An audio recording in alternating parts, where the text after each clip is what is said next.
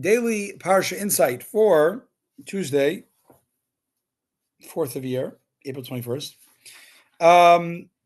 We talked today primarily about the laws of forbidden sexual relations. It says no man may come near to any of his close relatives to uncover nakedness, as it's referring, as it's the term is. This is the forbidding of all types of incest. Alan, Baruch Shekivanta, look at you. You thought like them. Although the patriarchs did observe the Torah's laws and even laws that would later be instituted in the Talmudic by the sages, we see that Yaakov did an Eruv or something. Like they had some type of spiritual intuition about the mitzvahs and they did them. But we see they disregarded this one about marrying relatives repeatedly.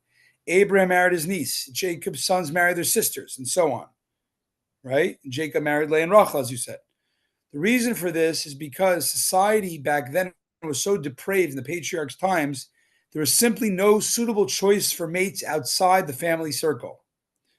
In those early days, it was crucial to preserve the spiritual moral integrity of the family that was being groomed to become the Jewish people.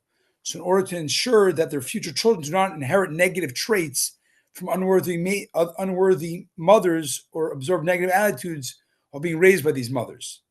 So the men of Abraham's family were forced in the early genesis of the Jewish nucleus to not honor this prohibition.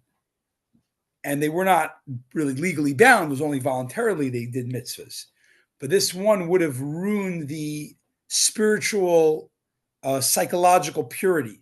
So they had to a lot of times marry within the family. Wow. We can learn from the patriarch's example how much care we should take to ensure that our children be raised in accordance with the Torah's ideals.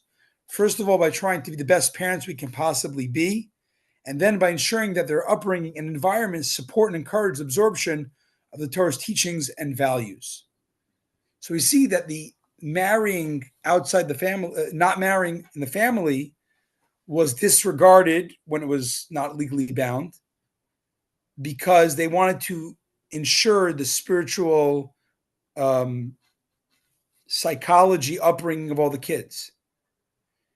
Once there was enough people and that God gave the Torah, now it became forbidden.